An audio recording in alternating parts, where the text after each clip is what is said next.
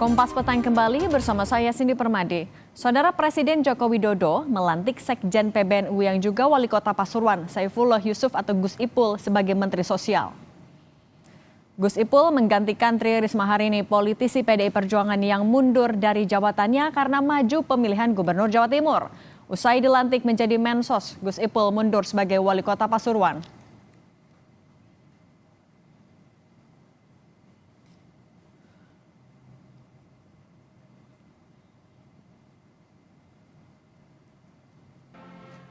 Gus Ipul yakin meski hanya menyisakan waktu 40 hari lagi, Presiden Jokowi punya alasan tersendiri mengapa melantik Menteri Sosial yang baru, khususnya melewati masa transisi pemerintahan Presiden Jokowi ke Presiden Prabowo Subianto.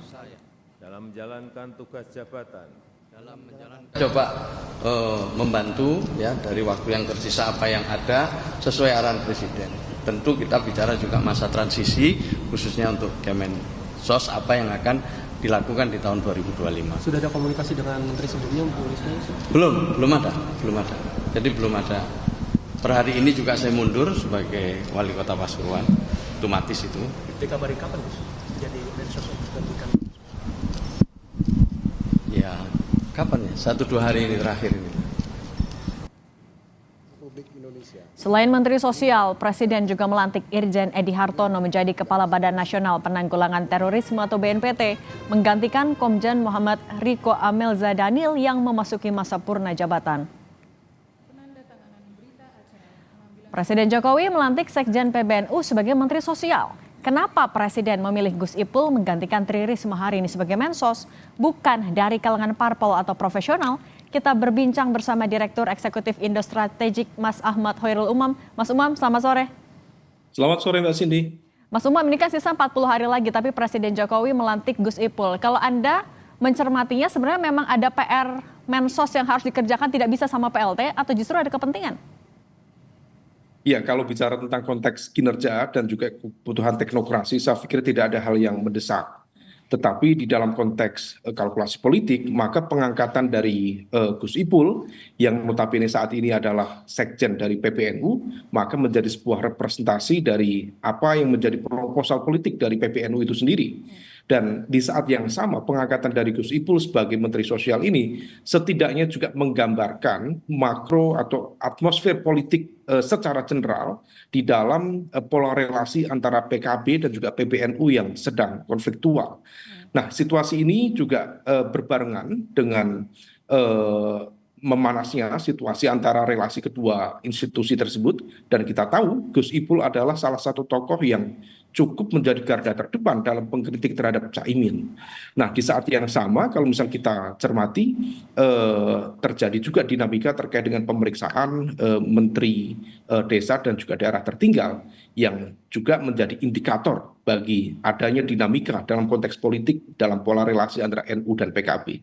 Nah, situasi ini saya pikir menjadi sebuah gambaran besar bahwa pengangkatan Gus Ipul sebagai Menteri Sosial bukan semata-mata kalkulasi teknokratik, tetapi jelas ada kepentingan politik secara general yang memberikan impact terhadap pengangkatan ini, Mbak Cindy. Oke, tapi tadi Gus Ipul bilang gak bakal lah berpengaruh sama koordinasi sama Menteri PKB di kabinet. Dia bilang urusan partai beda sama urusan pemerintahan. Bisakah kita melihatnya sesederhana itu?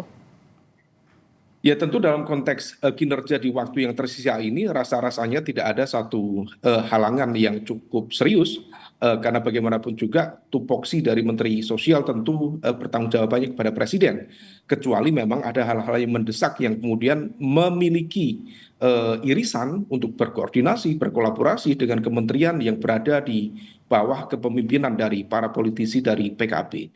Nah, oleh karena itu rasanya tidak akan menjadi sebuah problem serius, tetapi keberadaan Gus Ipul di 40 hari terakhir pemerintahan Pak Jokowi menjadi sebuah sinyal, karena sinyal ini tampaknya akan berlanjut.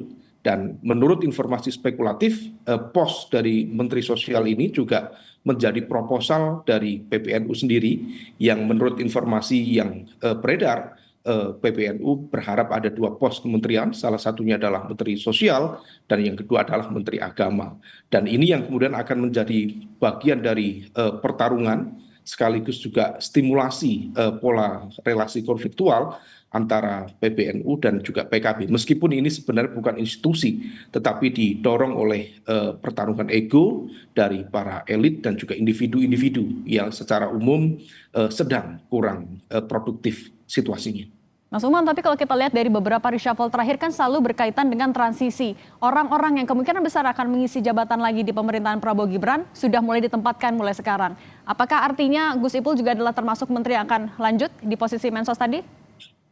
Mbak Cindy, besar kemungkinan iya. Karena bagaimanapun juga sebagaimana yang tadi saya sampaikan, bahwa posisi Menteri Sosial tampaknya itu memang sudah menjadi bagian dari proposal politik yang diajukan oleh Ketua Umum PBNU, Gus Yahya, dan salah satu nama yang memang cukup beredar kuat untuk diajukan dalam sejumlah pos kementerian yang menjadi proposal politik PBNU adalah Gus Ipul itu sendiri. Tentu ada kalkulasi yang agak personal ya, terkait dengan konteks background, kemudian pengalaman, termasuk juga hal-hal yang sifatnya agak praktis terkait dengan keberpihakan, terkait dengan konteks politik internal di dalam NU itu sendiri. Nah, oleh karena itu ini yang kemudian tampaknya menjadi sebuah sinyalemen bahwa tampaknya 40 hari bukan sekedar waktu singkat, tapi rasa-rasanya akan dilakukan perpanjangan, terutama di bawah pemerintahan yang baru nanti pasca 20 Oktober dengan kepemimpinan Prabowo Gibran. Kalau untuk PKB gimana Mas Umam? Kan kita juga tahu PKB sudah merapat ke Koalisi Indonesia Maju, tapi juga dinamikanya di kabinet juga lumayan naik turun lah. Apakah nanti juga akan tetap dapat porsi di kementerian selanjutnya atau di pemerintahan selanjutnya? Kalau kita cermati dinamika politik per hari ini, rasa-rasanya PKB sudah mendapatkan pintu terbuka dari Pak Prabowo. Tinggal kemudian bagaimana negosiasi di internal untuk mendapatkan pos kementerian apa dengan nomenklatur tupoksi seperti apa. Nah, salah satu yang kemarin memang diinformasikan, salah satunya adalah Kementerian Agama yang tampaknya menjadi bagian dari upaya negosiasi antara elemen kekuatan yang mengatasnamakan PKB dan elemen kekuatan yang mengatasnamakan PBNU. Karena bagaimanapun juga kalau misal kemudian pos Kementerian Desa dan Daerah Tertinggal akhirnya sudah dilepas dari PKB, maka salah satu kekuatan pos kementerian yang memiliki akar dari tingkat pusat, kemudian provinsi, kemudian sampai level kabupaten dan kota, salah satunya adalah Kementerian Agama. Dalam konteks politik itu that's matter. Bahkan dalam konteks pola relasi konfliktual di antara PKB dan juga PBNU, itu juga akan berpengaruh signifikan. Karena kepengurusan di PCNU, di PWNU, seringkali juga memiliki irisan dengan mereka yang berada di Kementerian Agama di level provinsi dan juga kabupaten kota. Nah, ini yang tampaknya menjadi pola dinamika yang akan menentukan bagaimana pola relasi kedua institusi ke depan. Bagaimanapun juga ini adalah keluarga besar Nahdlatul Ulama. Secara jamaah dan secara jam'iyah sebenarnya ini adalah keluarga. Kita berharap pola relasi yang tidak produktif itu bisa segera diselesaikan dan kembali kepada hitoh, pada kerja-kerja keumatan, daripada kemudian menghambur-hamburkan tenaga, energi yang tidak produktif dan justru menjadi pemicu bagi hal-hal yang tidak sesuai dengan harapan ke depan. Oke, meskipun menteri adalah jabatan politik, tapi tanggung jawabnya tetap kepada masyarakat di sisa 40 hari ini. Terima kasih Direktur Eksekutif Indo Strategik Mas Ahmad Hoirul Umam sudah berbagi di Kompas Petang. Sehat selalu Mas. Makasih Mbak Cindy. Saudara, tim penyidik KPK menggeledah rumah Dinas Menteri Desa Pembangunan Daerah Tertinggal dan Transmigrasi Abdul Halim Iskandar di Jakarta Selatan. Penggeledahan terkait dugaan tindak pidana korupsi pengurusan dana hibah Provinsi Jawa Timur. Juru bicara KPK Tessa Mahardika Sugiarto bilang, penggeledahan dilakukan Jumat pekan lalu. Sejumlah barang bukti berupa uang tunai hingga barang elektronik disita KPK. Penggeledahan terkait dugaan tindak pidana korupsi pengurusan dana hibah APBD Provinsi Jawa Timur tahun 2019 hingga 2022. Sebelumnya, Kakak Muhaimin Iskandar itu sempat diperiksa KPK Agustus lalu. Abdul Halim diperiksa sebagai saksi dalam kapasitasnya sebagai Ketua DPRD Jatim 2014-2019. Bahwa pada hari Jumat tanggal 6 September tahun 2024, penyidik KPK melakukan kegiatan penggeledahan terhadap salah satu rumah dinas penyelenggara negara berinisial AHI di wilayah Jakarta Selatan. Dari penggeledahan tersebut, penyidik melakukan penyitaan berupa uang tunai dan barang bukti elektronik.